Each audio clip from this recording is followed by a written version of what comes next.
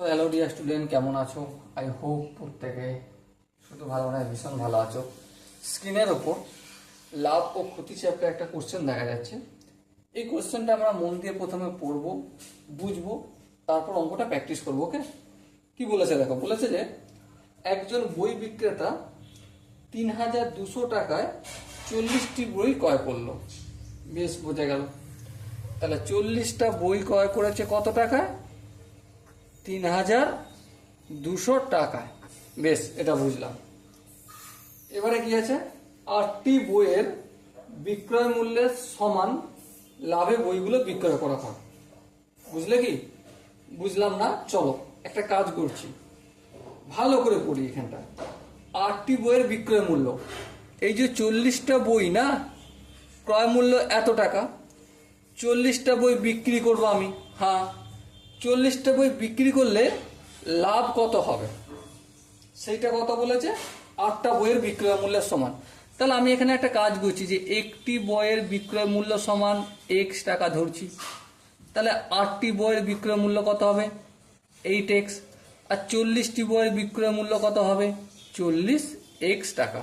বেশ, তো এবারে গল্পটা কি হচ্ছে, যদি প্রতিটি বইয়ের দাম একই হয় তবে ১ ডজন বইয়ের বিক্রয় মূল্য কত? মানে আমাকে 12x এর মান জানতে চেয়েছে। চলো ঠিক আছে, কোনো অসুবিধা নেই। চলো অঙ্কটা করতে শুরু করি। আমরা একটা গল্প জানি। গল্পটা কি? বিক্রয় মূল্য ইকুয়াল টু কি? বিক্রয় মূল্য ইকুয়াল টু ক্রয় মূল্য প্লাস লাভ। হ্যাঁ, বিক্রয় মূল্য আমরা জানি ৪০টা বইয়ের। হ্যাঁ, কত জানি? 40x। এই 40x লিখলাম ইকুয়াল টু ক্রয় মূল্য, ৪০টা বইয়ের দাম কত? ৩,২০০ টাকা। এই ৩,২০০ টাকা লিখলাম প্লাস লাভ কত হয়েছে? লাভ দেখো কোশ্চেনে ভালো করে বলে দিয়েছে ৮টা বইয়ের বিক্রয় মূল্যের সমান। সো ৮টা বইয়ের বিক্রয় মূল্য 8x, লাভ হচ্ছে 8x। ক্লিয়ার হলো কি? আই হোপ বোঝা গেল। সো দেখো 40x রয়েছে, এদিকে 8x আছে, সমান অপোজিট দিকে আনলে মাইনাস হবে। 40x থেকে 8x বিয়োগ করলে কত হবে? মাই ডিয়ার অপশন 32x হবে, তাই তো? আর এখানে যেমন 3200 রয়েছে তেমন থাকলো, এক্সটা রইলো, এখানে 3200টা থাকলো। আর 32-এর সঙ্গে এক্স ছিল কি ছিল? গুণ। অপোজিট দিকে আসলে ভাগ হয়ে গেল। 32 1 কে 32, আর এখানে 100-কে 32 দিয়ে গুণ করলে 32 হয়। সো এক্স এর ভ্যালু কত পেলাম আমি? 100 টাকা। তাহলে একটি বইয়ের দাম 100 টাকা, 12টি বইয়ের দাম কত? 12 ইন্টু 100। সো আলটিমেট 1200 টাকা হবে। ওকে?